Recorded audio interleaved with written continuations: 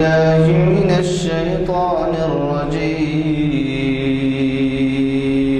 بسم الله الرحمن الرحيم.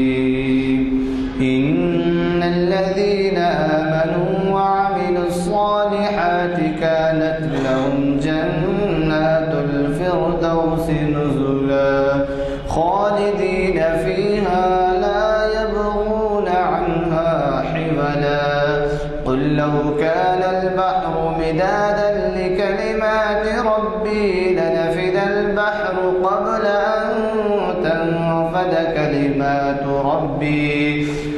أن تنفد كلمات ربي ولو جئنا بمثله مددا. قل إنما أنا بشر مثلكم يوحى إلي أنما إلهكم إله واحد فمن كان يرجو لقاء ربه فليعمل عملا صالحا ولا يشرك بعبادة ربه أحدا. صدق الله العظيم. کہ ہمارے محافل پابندی سے منعقد ہو رہے ہیں اور اس میں نت نئے عنوانات دیے جا رہے ہیں. آج کی یہ محفل 5 دسمبر 2018 مطابق 26 ربیع الاول 1440 ہجری بروز چہارشنبہ بعد نماز عصر جامع مسجد عالیہ گن فاؤنڈری کے کانفرنس ہال میں منعقد ہو رہی ہے. اور ایسے مقرر ہیں آج کے جن سے آپ بخوبی واقف ہیں، جن کی کوشش، کاوش، صلاحیتوں کے بارے میں کچھ بولنا ضروری نہیں ہے، اس لیے کہ انہوں نے ہمیں اب تک شاید تقریباً یہ 1000 کے قریب کے عنوانات میں یا محافل میں 963 محفل ہے، شاید 100 محافل کو مخاطب کیا ہے قریب، کم زیاد کچھ. حضرات یہی نہیں کہ وہ اقبالیات کے بڑے اسکالر ہیں، بلکہ ان کا جرنلزم سے بھی تعلق ہے اور وہ بہت وسیع ایریا کو کور کرتے ہیں انڈیا کے. چنانچہ آپ کے دیگر محافل شاید تاریخ اسلام اور شریعت کے اتنے چرچا نہیں ہوتا، اتنی پبلسٹی نہیں ہوتی جتنی کہ ان کی وجہ سے سارے انڈیا میں کئی اخبارات میں جاتے ہیں. مجھے آج اس بات کی خوشی ہے کہ ہمیشہ کی طرح انہوں نے ایک نیا عنوان دیا ہے. آج نئے عنوان سے متعلق میرا مطلب یہ ہے کہ آپ کو پتہ ہے جن حضرات نے کلام اقبال کا مطالعہ کیا ہے ان کو پتہ ہے کہ اقبال کا آپ جیسے جانتے ہیں انتقال اپریل 1938 میں ہوا. 1938 کے ان کے کلام میں افغانستان کے بارے میں کلام موجود ہے. اب آپ اندازہ لگائیے کہ 1938 سے آج کیا ہے، آپ 18 میں ہیں.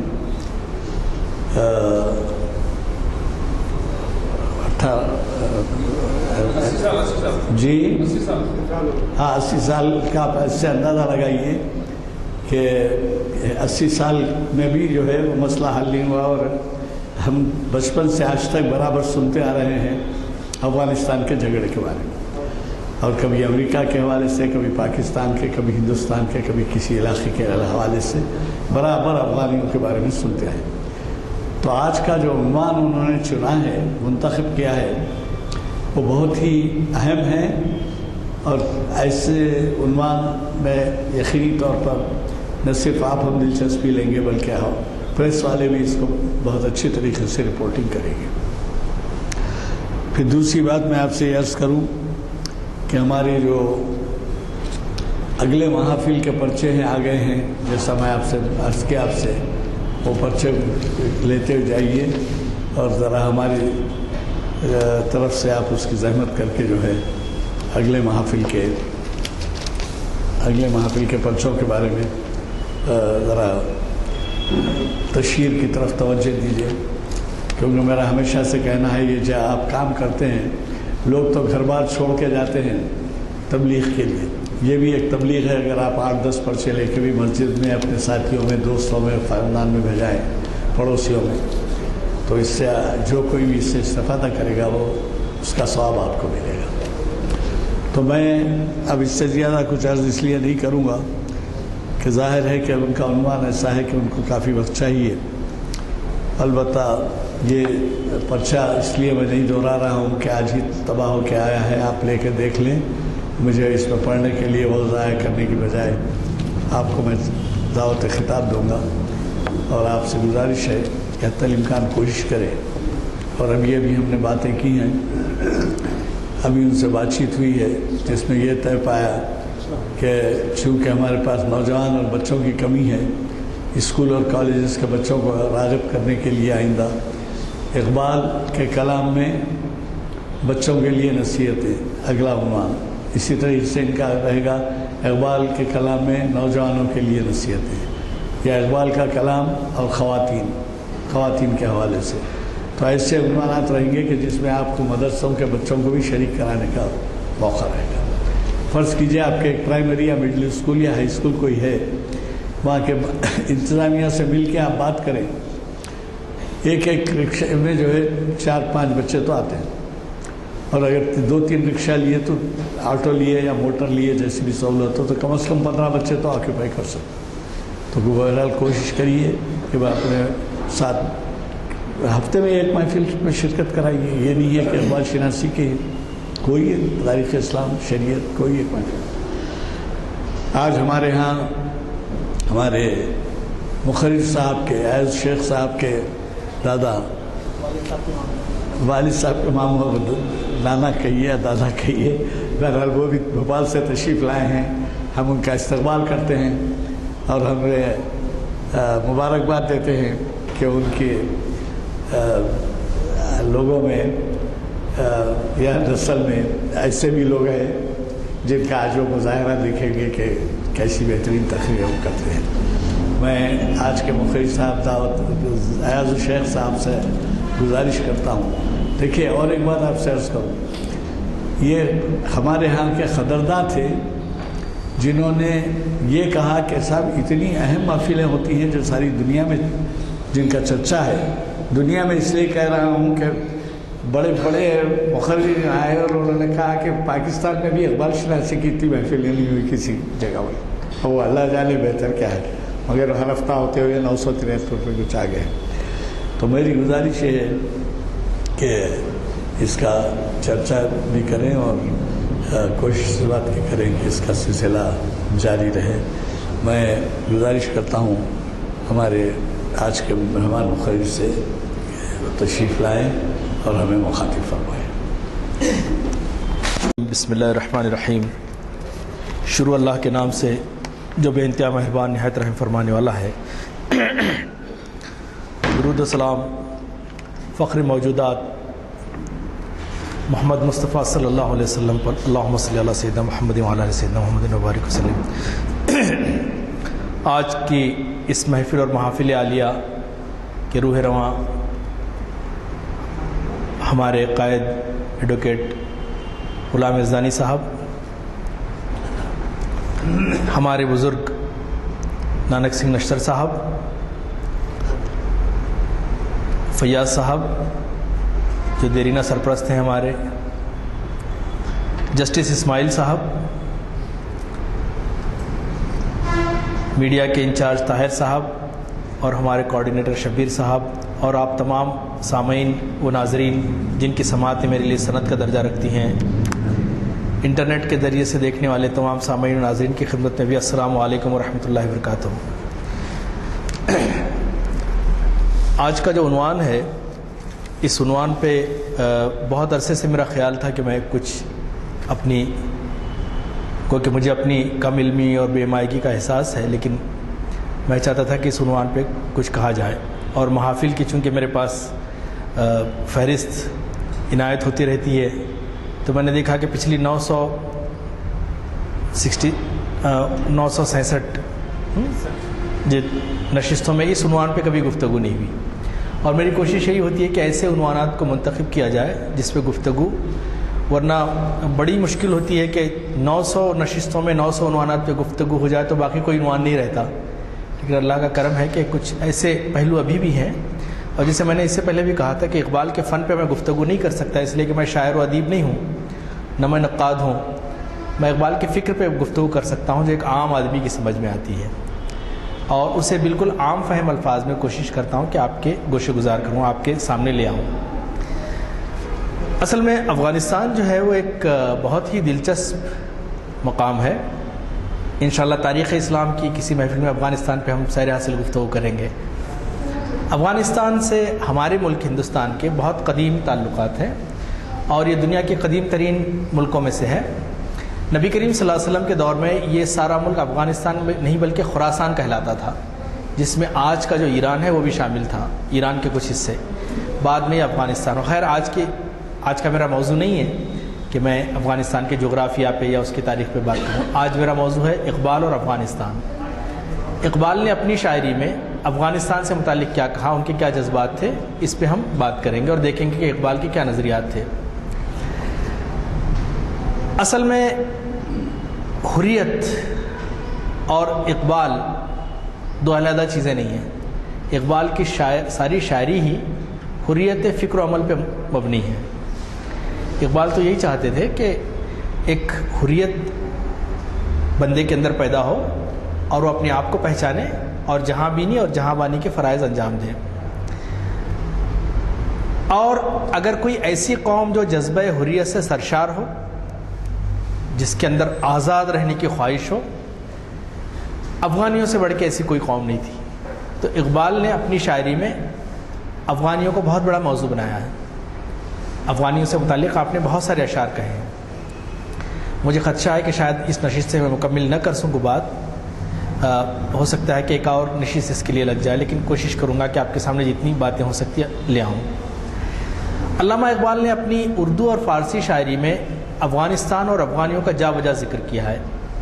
جنہوں نے اقبال کو پڑھا ہے وہ اچھی طرح جانتے ہیں، اور آپ کی شاعری میں افغانستان سے تعلق رکھنے والی بہت ساری شخصیتوں کا بھی آپ نے ذکر کیا ہے، جیسے محمود غزنوی اور حکیم سنائی، بابر، شیر شاہ سوری، احمد شاہ ابدالی، خوشحال خان خٹک اور سید جمال الدین افغانی۔ ابھی پچھلے 3-4 دن پہلے جمال الدین افغانی پہ میرا تاریخ اسلام یہاں لیکچر ہو چکا ہے، لیکچر تو نہیں کہوں گا میں اس قابل میں، گفتگو ہو چکی ہے۔ تو اس میں نے آپ کے سامنے بتایا تھا کہ جمال الدین افغانی کی کیا، اور انشاءاللہ کبھی اللہ نے موقع دیا آئندہ آنے والے مہینوں میں، جمال الدین اور افغانی بذات خود ایک بہت بڑا ٹاپک ہے جس پہ ہم لوگ گفتگو کریں گے۔ اب اقبال نے اپنی شاعری میں بارہا مختلف جگہ پہ افغانستان اور افغانستان کے مسلم قائدین، صوفیاء اور اولیاء اللہ کا ذکر کیا ہے۔ آپ نے افغان قوم کی جو جذبہ حریت تھا، جو سامراجی طاقتوں کے خلاف، انویڈرز کے خلاف، حملہ آوروں کے خلاف، انہوں نے اپنے ملک پہ اسے قبضہ ہونے نہیں دیا۔ شاید ساری دنیا میں افغان ہی وہ قوم ہے کہ جس نے انگریزوں کو بھی ناکو چنے چبا دی۔ انگریز سارے ہندوستان پہ تو قبضہ کر سکے، عربوں پہ قبضہ کر سکے، لیکن افغانستان پہ وہ مکمل قبضہ کبھی نہیں کر سکے سوائے 1 یا 2 ضلعوں کے۔ اور بلکہ مجھے بہت عرصے پہلے میں نے پڑھا تھا کہ ایک افغانی چونکہ زبردست نشانہ باز ہوتے ہیں، بندوق ہتھیار ان کی زندگی کا اہم حصہ ہے۔ مجھے اچھی طرح یاد ہے کہ میرے ساتھ ہماری کمپنی میں، جیسے امریکن کمپنی میں کام کرتا تو ایک پٹھان ڈرائیور تھے، تو انہوں نے کہا کہ ہم تم سے کبھی پیسہ نہیں مانگتا ہے، لیکن اس وقت ہم کو 20,000 ریال کا ضرورت ہے۔ تو میں نے کہا کہ 20,000 ریال کس لیے چاہیے آپ کو؟ تو لڑکے کے لیے کلاشنکوف خریدے گا۔ تو میں نے کہا کہ ہتھیار کے بغیر ہمارا بچے کا کیا فائدہ ہے؟ تو یہ قوم تھی، انہوں نے کبھی برداشت نہیں کیا۔ کہ انگریز لکھتا ہے کہ اس نے شرط لگائی تھی اس ضلع کے قبضے کے وقت کہ میں یہ ضلع خالی کر دوں گا۔ میں نے پڑھا ہے، اس کی صنعت کا مجھے علم نہیں ہے، اگر میں جو سگریٹ پی رہا ہوں آپ ایک بڑے فاصلے سے اس سگریٹ کو اڑا دو اپنے نشانے سے۔ تو بہرحال انہوں نے اپنا نشانہ لیا اور اس کی سگریٹ اڑ گئی۔ تو اس نے کہا کہ یہ تو میری انگلی بھی اڑا سکتا ہے، مجھے بھی اڑا سکتا ہے، یہ خالی کرو اس قوم کو۔ اور بہت ساری جہاد افغانستان میں بہت ساری ایسی مثالیں ہیں. تب اقبال کا بڑی محبت تھی، کیونکہ اقبال تو بہادر قوموں کا شاعر تھا، وہ چاہتا تھا بہادری ہو. ایسے پڑے پڑھائے اقبال تقدیر کو رونے والے، حالات کا شکوہ کرنے والوں کا شاعر نہیں تھا. وہ تو چاہتا تھا بہادر ہیں. جیسے کہ اقبال نے کہا کہ تیرے دل میں ہے اگر شرر تو خیال و فقر و غنا نہ کر، کہ جہاں میں نان شعیر پر ہے مدار قوت حیدری. آدھی روٹی کھا کے بھی قوت ویسی ہوتی تھی. تو افغانستان کے اس جذبہ حریت کو انہوں نے سلام کیا افغانیوں کے. اور آپ نے زبور عجم میں ایک جگہ فارسی شعر کہا. زبور عجم علامہ اقبال کی بہت ساری کتابیں ہیں، جیسے کہ عام طور پہ ہم بانگ درائی جانتے ہیں، لیکن اس کے علاوہ بال جبرائیل بھی ہے، زبور عجم بھی ہے. اس طرح ان کے فارسی کلام کی شاعری جو ہے وہ بھی ہے. تو اقبال کی یہ کتابیں ہیں، اور پھر ان سب کو کتابوں کو ایک کلیات اقبال کے نام سے اس میں جمع کر دیا گیا ہے، اور کسی بھی بک ڈپو میں دستیاب ہیں. دوسری کتابیں بھلے ہی چھپے نہ چھپے، کلیات اقبال ہر سال ایڈیشن نئے چھپتے رہتے ہیں اس کے. آپ یہاں کہیں سے بھی لے سکتے ہیں، اور انٹرنیٹ کا زمانہ ہے، اس کے ایپ بھی آ گئے ہیں، اس سے بھی دیکھ سکتے ہیں. آپ زبور عجم میں فرماتے ہیں فکر رنگینم کند نظر تہی دستان شرق پارے لالا کی دارم از بدخشان شما. اقبال کہتے ہیں افغانیوں کی تعریف میں کہ تمہارے بدخشاں سے جو لال کا ٹکڑا میرے پاس ہے، اسے میری رنگین فکر مشرق کے تہی دست لوگوں کو نظر کر رہی ہے. یعنی کہ افغان جو جذبہ میں نے آپ سے پایا ہے اس کو میں ٹرانسفر کر رہا ہوں مشرق کے دوسری اقوام پہ. اقبال کا کہنا یہ ہے. پھر اقبال ایک اور جگہ کہتے ہیں، بہت زبردست کہتے ہیں کہ اپنے بارے میں، اقبال افغانستان سے متاثر ہونے کے بارے میں اقبال کہتے ہیں کہ حلقہ گرد من زنیدہ ای پیکران آب گیل آتشی در سینہ دارم از نیاکان شما. اقبال کہتے ہیں افغانیوں سے کہ اے آب و گل کے بنے ہوئے لوگوں، گل کہتے ہیں مٹی کو فارسی میں، گل الگ ہے گل الگ ہے.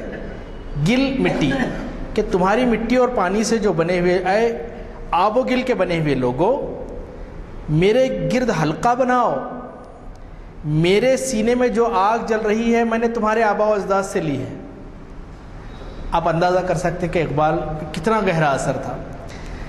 بہرحال اقبال کے دور میں بھی افغانستان ایک مسئلہ رہا ہے، اور افسوس اس بات کا ہے آج تک ایک پرسکون خطہ نہیں ہے. وجہ کچھ بھی ہو، چونکہ سیاسی گفتگو نہیں ہے، ہم اس پہ گفتگو بھی نہیں کریں گے کیا وجہ ہے، لیکن یہ ہے کہ لاکھوں کی تعداد میں پچھلے 38-40 سال میں تو لاکھوں کی تعداد میں پناہ گزینوں کا سیلاب ساری دنیا میں سب سے زیادہ مظلوم قوم ہے. فلسطین کے بعد سب سے زیادہ مظلوم قوم یا اسی معیار کی افغانستان میں بھی ہے. افغانستان تیسری اینگلو انڈین جو جنگ تھی اس کے بعد آزادی حاصل کر چکا تھا، اور افغانستان کے اس دور میں برطانوی سامراج کا عرب کے بیشتر علاقوں پہ، اور جس میں ہمارا ملک بھی شامل ہے ہندوستان، اس پہ مسلط ہو چکا تھا.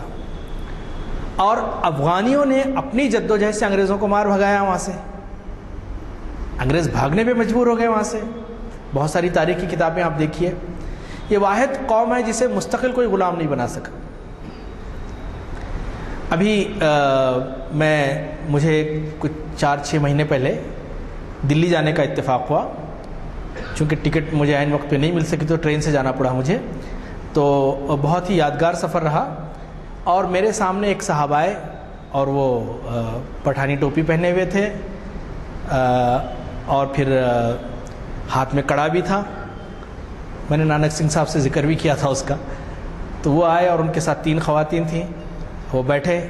اب وہ تھوڑی فارسی کی شد بدھ ہمیں ہیں تو وہ فارسی اور پشتو میں بات کر رہے تھے آپس میں. اب مجھے میرا تجسس ہوا. میں نے ان سے کہا کہ بھئی آپ فارسی میں نے کہا کہ حال شما چطور است دری کجا شما، آپ کہاں سے آئے ہیں کدھر سے آئے ہیں؟ تو اس نے کہا کہ میں داری افغانستان، میں افغانستان سے آیا ہوں. اب میں نے کہا کہ یہ تو مطلب ہے کہ حلیے ولیے سے تو افغان لگ رہے ہیں لیکن مسلمان، تھوڑا سا مجھے کنفیوز ہوا. میں نے کہا نام شما چیست، آپ کا نام کیا ہے؟ تو کہا کہ بلونت سنگھ افغانی. تو مجھے بڑا یہ ہوا کہ بلونت سنگھ افغانی. کہا کہ ہاں ہم پٹھان افغان ہیں. تو میں نے کہا ہاں پٹھان تو آپ کے لہجے سے ہی لگ رہا ہے الحمدللہ. اب گفتگو ہوئی دوران, تو میں نے کہا پھر دوران پہلے بار ان کا میں نے طویل ترین انٹرویو لیا ہے جو میں اسے لکھ نہیں پایا, شائع کروں گا انشاءاللہ. اور انہوں نے بہت حیرت انگیز باتیں بتائیں کہ افغانستان میں کس طرح سے گرودواروں کا انتظام مسلمان سنبھالتے ہیں اور مسجدوں کا انتظام سکھ سنبھالتے ہیں. اور مسجد وہاں جو گرودوارہ ہے افغانستان میں کابل میں, اس میں رمضان میں سارے سکھ روزے رکھتے ہیں اور وہاں پہ مسجد میں سحر اور افطار کا انتظام ہوتا ہے. تو پھر میں نے ان سے کہا کہ یار تمہارے پاس کیا لڑتے جھگڑتے ہیں, تو کھانا خراب تم کو کیا کرنا ہے, ہم لڑتا ہے مرتا ہے کچھ بھی کرتا ہے, ہم لڑے گا مرے گا آپس میں کرے گا, تم کو کیا, تم کیوں یہ کرتا ہے ہم کو. اب میں نے کہا نہیں سر میری ایسی بات نہیں تھی. کہا کہ نہیں بہت دماغ خراب بات کر رہا ہے تم. میں نے کہا ایسی بات نہیں تھی کہ ہمیں لگتا ہے کہ آپ لوگوں کو ٹھیک ہے وہ ہمارا مسئلہ ہے, تمہارا کیا ہے. تو میں نے کہا اچھا ٹھیک ہے. میں نے کہا کہ یہ طالبان بلیبان بہت, کسی کو برا نہیں بولنا, سب ہمارا بھائی ہے. پھر پڑوسی ملک کا نام لیا اور امریکہ کے یہ 2 بدماش ہے جو ہمارا سب خرابہ کر رہا ہے, ورنہ ہم بہت اچھا ہے, وہ بھی ہمارا حفاظت کرتا ہے یہ بھی ہمارا حفاظت کرتا ہے. کبھی اخبار میں دیکھا کہ کوئی سکھ اور ہندو مارا گیا ہے افغانستان میں, کبھی دیکھا ہے؟ کیوں آپ لوگ سازش کرتا ہے. اب میں نے کہا نہیں بھائی میرا کوئی تعلق نہیں ان چیزوں سے, میں نے ایسے ہی کہا آپ سے. اور پھر ان کا غصہ ٹھنڈا کرنے میں کافی وقت لگ گیا مجھے. بہرحال کبھی انشاءاللہ ان کی داستان اخبارات میں چھپ جائے گی, انٹرویو ان کا شائع کروں گا. تو افغانستان روشنی کا مینار بن گیا تھا دیگر ایشیائی ممالک کے لیے جو غلام تھے, کہ یہ افغانستان سے سبق حاصل کریں جدوجہد آزادی کا, انگریزوں سے آزادی کا. اور علامہ اقبال نے اسی چیز کو بیان کیا جسے انجینئر رفاقت ایچ ملک ایک ہیں صاحب, انہوں نے بہت اچھا مضمون لکھا ہے اس پہ, اور اس جانب کرتے ہیں کہ افغانستان کے اندر وہ کون سی طاقت تھی جو حملہ آوروں کو مار بھگاتی تھی. تو ملک صاحب اپنے مضمون میں لکھتے ہیں کہ یورپ کے مدبرین اسٹڈی کرنے کے بعد اس نتیجے پہ پہنچے کہ یہ دراصل مذہب کی قوت ہے جو مشرق کی کمزور قوموں, خاص طور پہ افغانستان کی طاقت کے مقابلے میں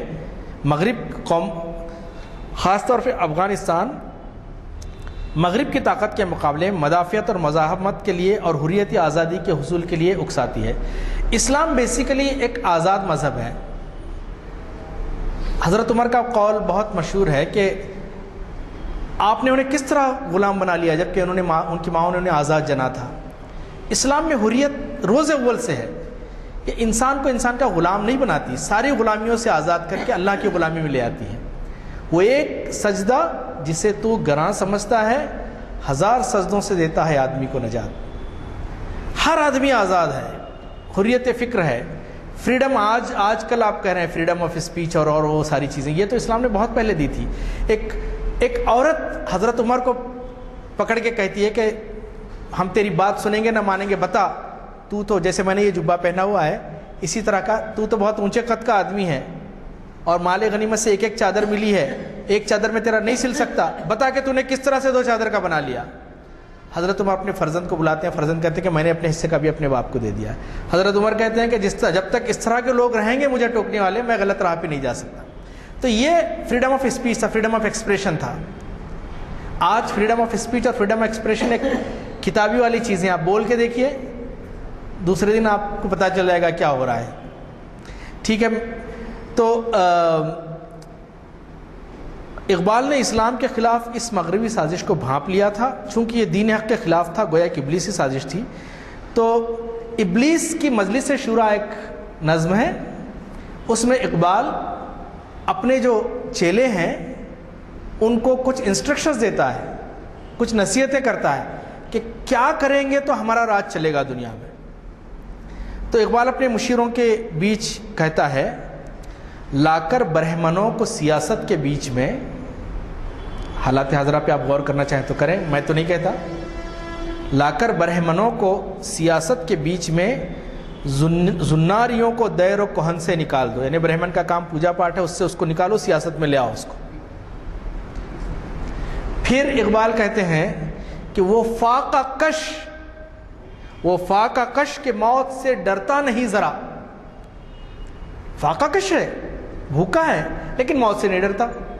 وہ فاقہ کش کہ موت سے ڈرتا نہیں ذرا روح محمد اس کے بدن سے نکال دو. یہ نبی کریم صلی اللہ علیہ وسلم کی روح اور محبت ہی ہے جو ہمیں آمادہ کرتی ہے. سارے طوفانوں سے گزر جاتے ہیں ہم آقا کی محبت میں.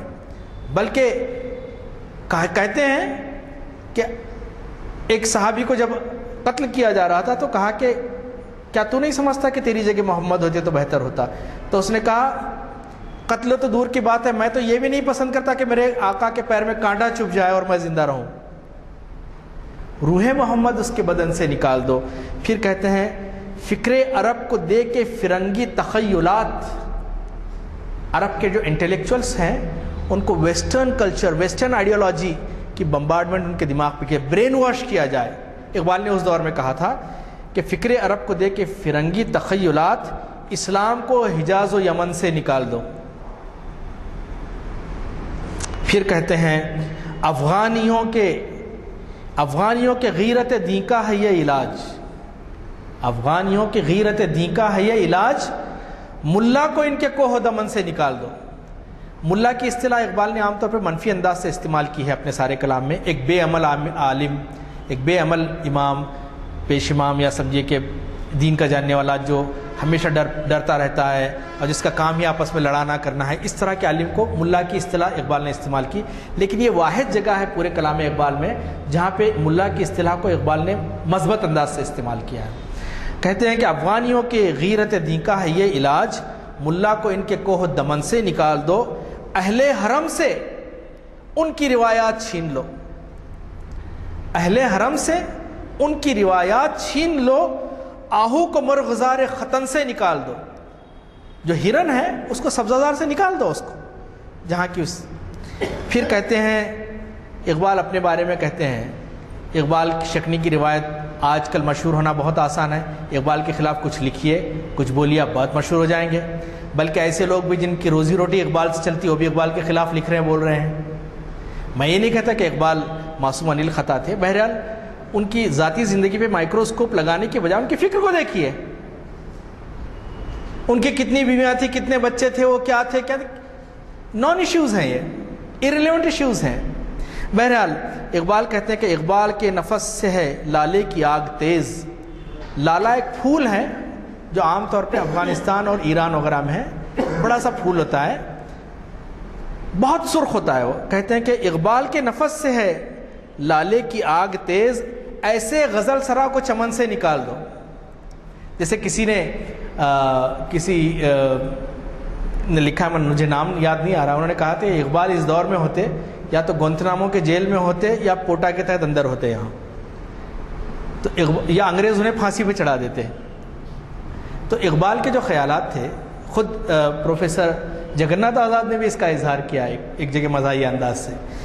پھر آپ کہتے ہیں کہ افغانستان کے حالات پورے ایشیا پر اثر انداز ہوں گے. علامہ اقبال نے اس دور میں کہا تھا، علامہ اقبال نے کہا تھا کہ افغانستان میں امن رہے گا تو ساری دنیا میں امن رہے گا. آپ ذرا دور اندیشی دیکھیے ان کی. اور آج ہم دیکھتے ہیں کہ دنیا کی ساری طاقتوں کی آماج گاہ یہ ملک ہے. میں کسی کی تائید یا کسی کی تنقید نہیں کر رہا ہوں، لیکن ایک اینالسٹ کے حیثیت سے، ایک جرنلسٹ کے حیثیت سے میں دیکھتا ہوں کہ افغانستان کا سب سے بڑا علاج ہے کہ ان کے حل پہ چھوڑ دیا جائے. بیرونی طاقتوں کی مداخلت سے وہ خطہ ایک عجیب بن گیا ہے.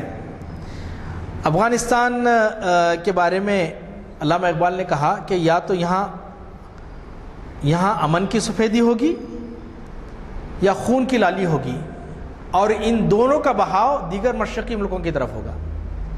علامہ اقبال کہتے ہیں آسیا یک پی کرے آب و گلاست، از فساد او فساد آسیا، ملت افغان در آن پی کرے دلست، از کشاد او کشاد آسیا.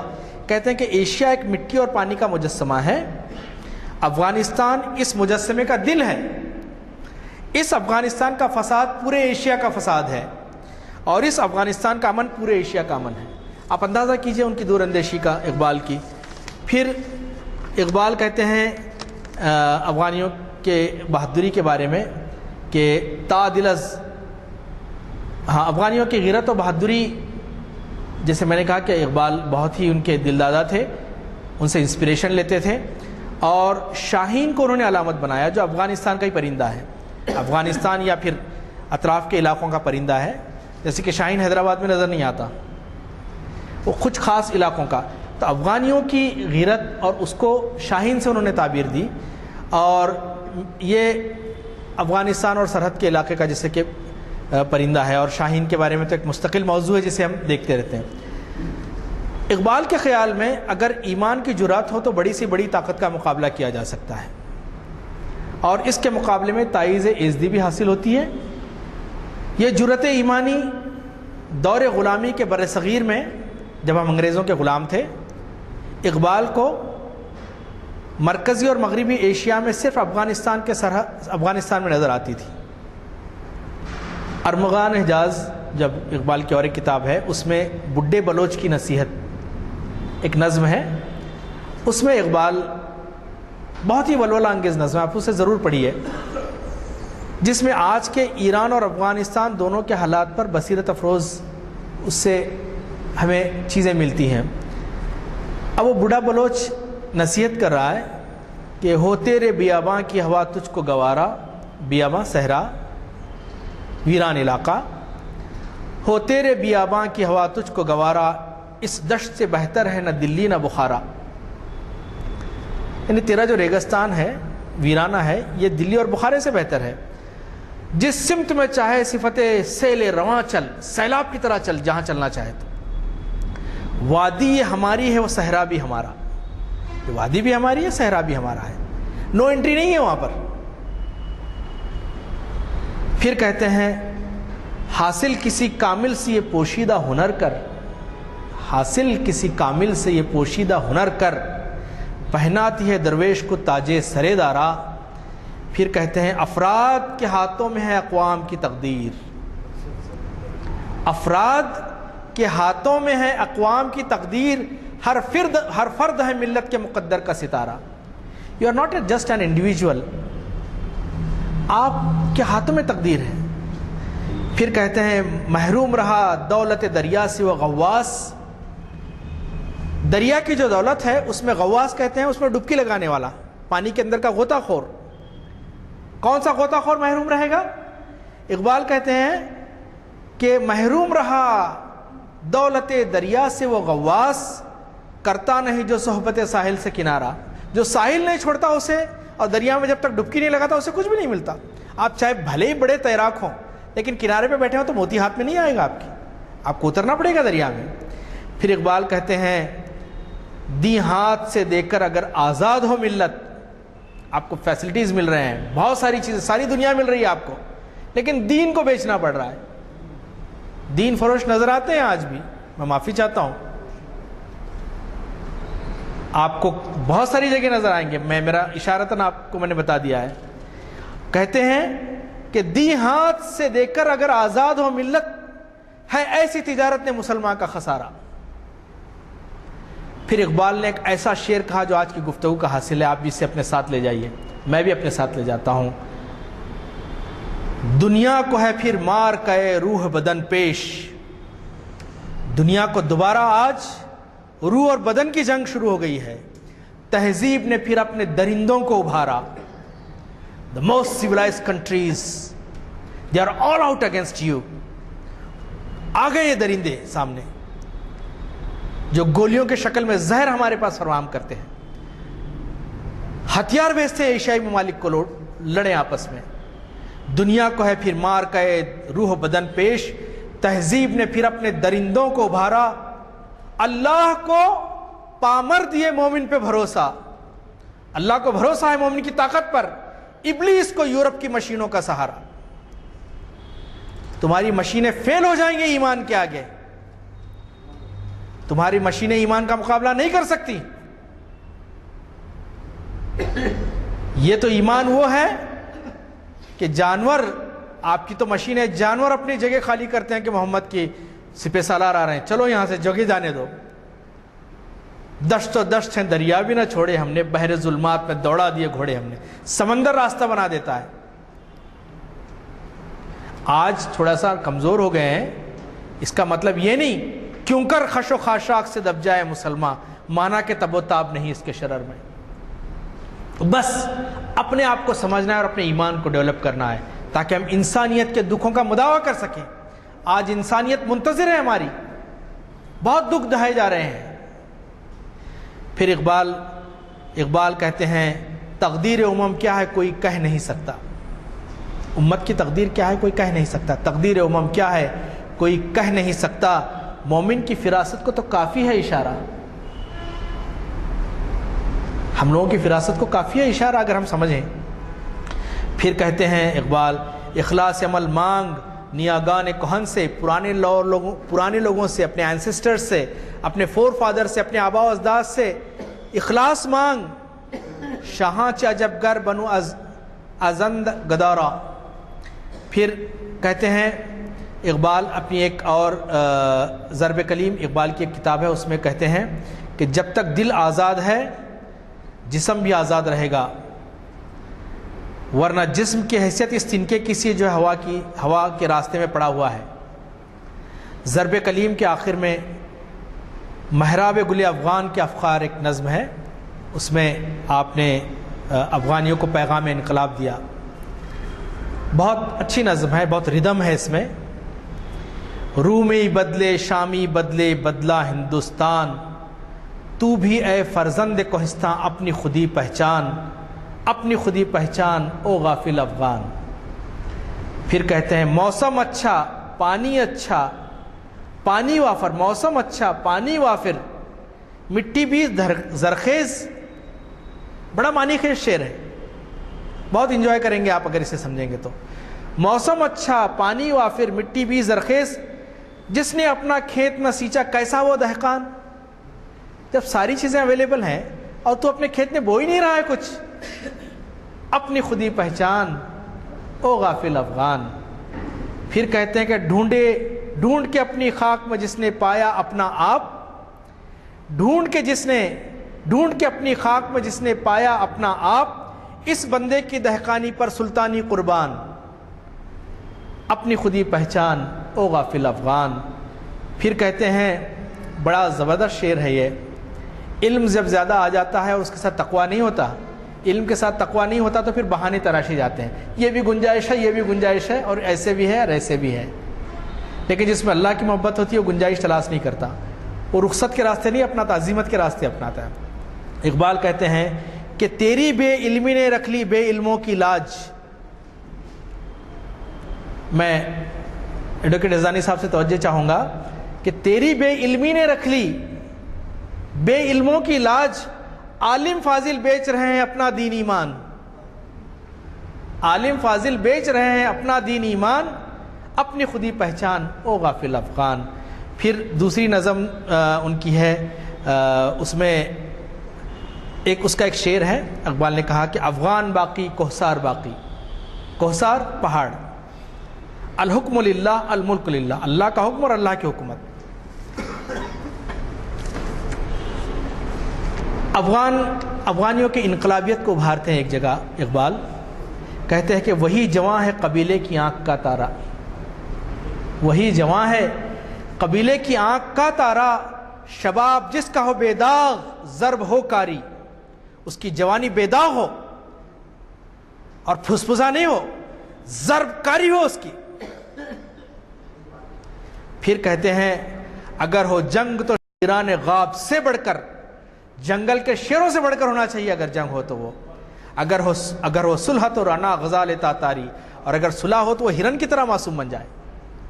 ایک جگہ اور اقبال نے کہا تھا ہو حلقہ یاراں تو بریشم کی طرح نرم، ہو حلقہ یاراں تو بریشم کی طرح نرم، رزم حق و باطل ہے تو فولاد ہے مومن.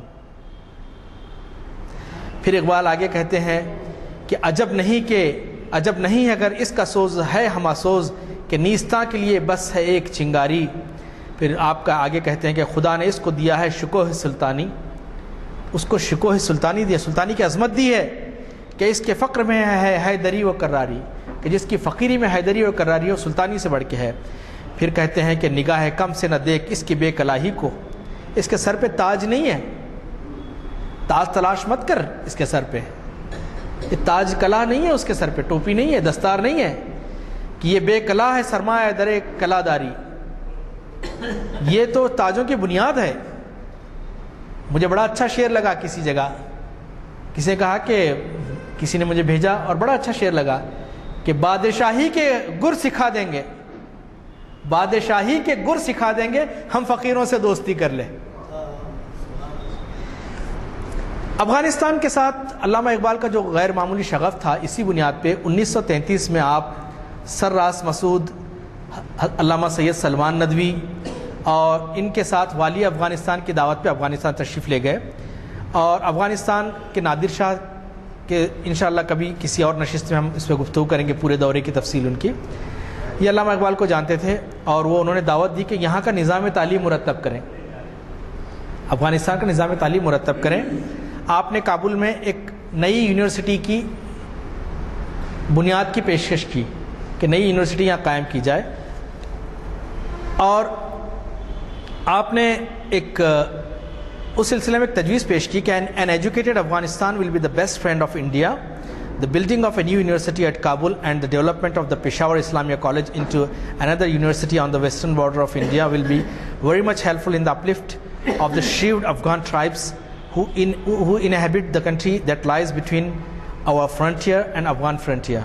آپ نے کہا کہ افغانستان ایک تعلیم یافتہ افغانستان ہندوستان کا بہترین دوست ہو سکتا ہے۔ کابل میں ایک نئی یونیورسٹی کا قیام اور انڈیا کے مغربی سرحد پر اسلامیہ کالج کو یونیورسٹی میں تبدیل کرنا تیز فہم افغان قبائل، یعنی وہ افغان قبائل جو ہماری سرحد اور افغان سرحد کے درمیان آباد ہیں، کی بہبود کے لیے انتہائی سود مند ہوگا۔ علامہ اقبال اپنے دورے میں کئی مشاہیر بزرگوں کی زیارت بھی کی، آپ کے مزاروں پہ گئے آپ، جس میں سلطان محمود غزنوی رحمۃ اللہ علیہ، ظہیر الدین بابر، حکیم سنائی، احمد شاہ ابدالی جیسی شخصیتوں کا آپ نے کہا، پھر ان کا تذکرہ کیا افغانیوں کے سامنے، اور ان کے عظمت رفتہ کی نشانی افغانیوں کو بتایا کہ تمہارے اجداد کتنے بڑے لوگ تھے، اور پھر اس عظمت رفتہ سے روشنی حاصل کر کے موجودہ تاریکی کو ختم کرنے کا مشورہ دیا، اور کہا کہ آپ خود ایک روشن بن جائیں، ایک روشنی کا مینار بن جائیں، اور افغان قوم کے خاص طور پہ سرحد پہ بسنے والی افغان قوم کے لیے آپ نے کچھ اشعار کہے تھے کہ بندہ حق وارث پیغمبران او نگجن در جہان دیگران تا جہانی دیگری پیدا کند این جهان کهنه را برهم کند فطرت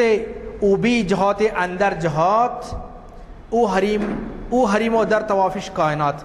یعنی اللہ کا بندہ انبیاء علیہ السلام کا وارث ہے، مسلمان انبیاء علیہ السلام کے وارث ہیں، اور دوسروں کے جہان میں نہیں سماتا پھر وہ.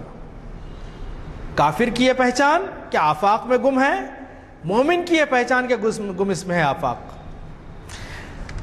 اقبال کہتے ہیں کہ وہ دوسروں کے جہان میں نہیں سماتا، چونکہ وہ نیا جہان پیدا کرتا ہے اس لیے اس پرانے جہان کو درہم برہم کر دیتا ہے. اس کی فطرت میں جہاد میں رہتے ہوئے بھی جہاد سے آزاد ہوتی ہے. ہو قید مقامی تو نتیجہ ہے تباہی، رہ بحر میں آزاد صفت صورت ماہی. پھر کہتے ہیں کہ وہ حریم، وہ بندہ وہ حریم ہے جس کے گرد کائنات چکر لگاتی ہے. پھر وہ بندہ ایسا ہو جاتا ہے کائنات کے گرد چکر نہیں لگاتا، کائنات اس کے گرد چکر لگاتی ہے. پھر اقبال ایک اور نظم میں کہتے ہیں کہ فطرت، بس میں ختم کر دوں گا تھوڑی دیر میں، پھر انشاءاللہ اگلی بار اسے لیتے ہیں. اقبال کہتے ہیں کہ فطرت او را اگش از ملت است، چشم او روشن سواد از ملت است، اند کی گمشوبہ قرآن و خبر باز ای نادان بخویش اندر مگر. میں اب فارسی نہیں پڑھوں گا بلکہ اس کا ترجمہ پڑھ دیتا ہوں کہ اس کی فطرت کو ملت سے ہی وسعت حاصل ہوتی ہے، اس کی آنکھ کی روشنی ملت سے ہی بڑھتی ہے. ذرا قرآن و سنت کے اندر گم ہو جا، ذرا قرآن و سنت کے اندر گم ہو جا، اے نادان اپنی طرف نگاہ ڈال. تو جہان میں آوارہ اور بیچارہ ہے، تو جہان میں آوارہ اور بیچارہ ہے، اپنی وحدت اور اپنی اتحاد کو ٹکڑے ٹکڑے کر چکا ہے. تیرے پیروں میں غیر اللہ کی زنجیر پڑی ہے، تیری پیشانی پر غیر اللہ کی غلامی کا جو داغ ہے اس سے میرا دل داغ داغ ہے. پھر اقبال چونکہ واقف تھے افغانیوں کے تعلق سے، ان کی جو ان کا جو جذبہ تھا، جو بہادری تھی، انشاءاللہ اگلی اس میں لیں گے. اس شعر پہ میں اپنی بات ختم کرتا ہوں. اقبال نے کہا تھا جو آج بھی صادق آتی ہے کہ دنیا میں جو ڈسپیوٹڈ ایریاز ہیں، افسوس اس بات کا ہے کہ سازشوں نے اور کچھ ہماری غفلتوں نے ہمارے سارے ممالک کو بیٹل فیلڈ بنا دیا ہے. امن و سکون کی زندگی نہیں گزار سکتے. آپ مڈل ایسٹ کو دیکھیے، آپ افریقہ کو دیکھیے، جہاں بھی مسلم ممالک ہیں، دنیا میں سب سے زیادہ ریفیوجیز مسلمان ہیں. ہماری وحدت ٹکڑے ٹکڑے ہو گئی ہے. لیکن دو افراد کے تعلق سے اقبال بڑے پر امید تھے، اگر وہ اپنی اصلی حیثیت کو نہ چھوڑیں. اقبال کہتے ہیں کہ فطرت کے مقاصد کی کرتا ہے نگہبانی، فطرت کے مقاصد کی کرتا ہے نگہبانی، یا بندے صحرائی یا مرد کوہستانی.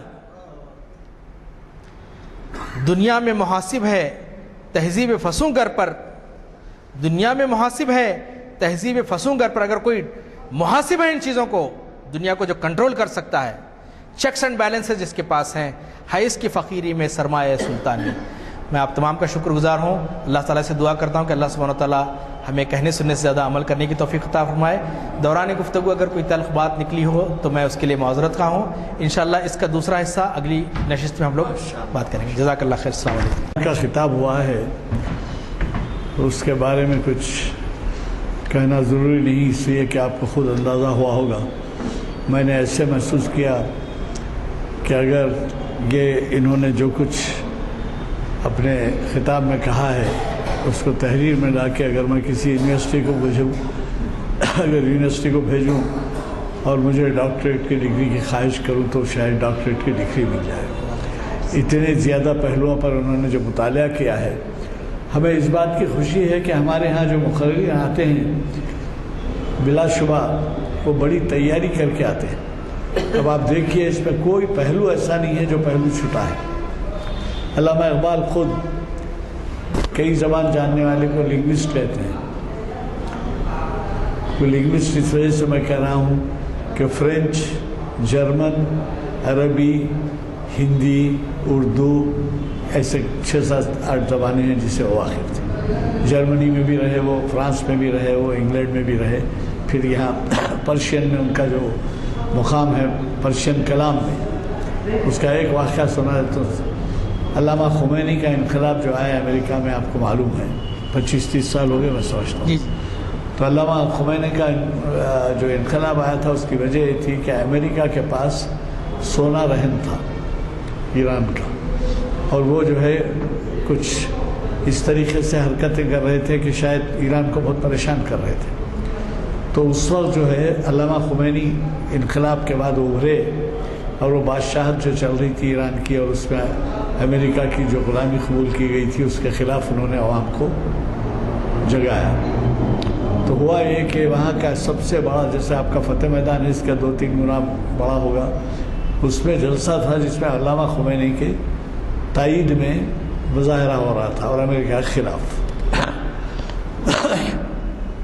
تو ہوا یہ کہ اس میں جو پلیک کارڈز کہتے ہیں تصاویر کے لیے جھنڈوں کے جیسے بنا کے، تو اس میں تصاویر میں علامہ اقبال کی تصویر کے ساتھ خمینی کی تصویر تھی.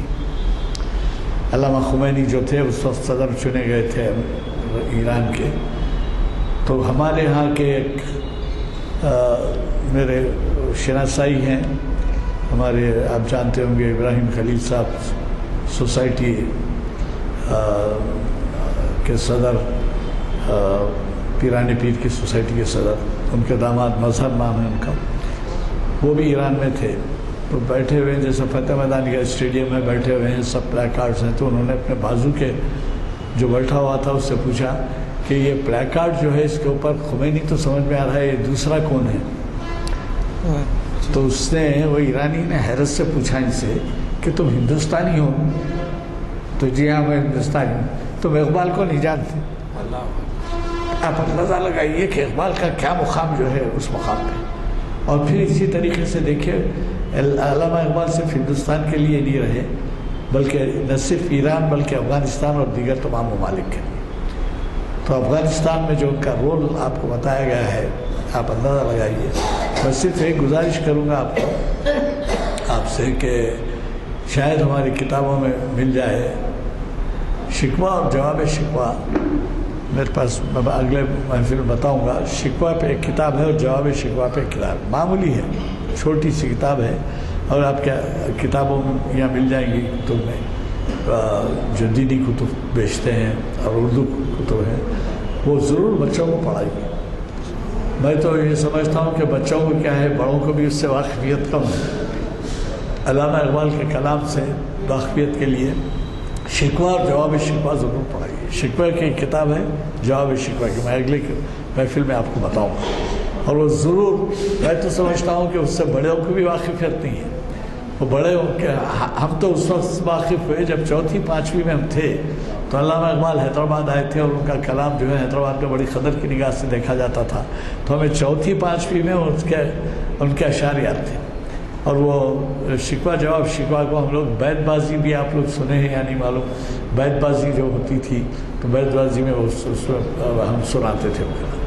تو بہرحال آج کے خطاب کے بارے میں قابل مبارکباد سمجھتا ہوں آج کے مخرج صاحب کو, اور آپ سے ضرور خواہش کرتا ہوں, پھر کہتا ہوں کہ انہوں نے ارادہ کیا ہے ایسے عنوانات دینے کا کہ علامہ اقبال کا کلام بچوں کے لیے, علامہ اقبال کا کلام میں نوجوانوں کا نصیحتیں, علامہ اقبال کے کلام میں خواتین کے لیے مختلف ہدایت, یہ جو بھی ہیں, یہ جو پہلو ہیں اس کو ان عنوان سے بھی آپ نے دینے سے اتفاق کیا ہے.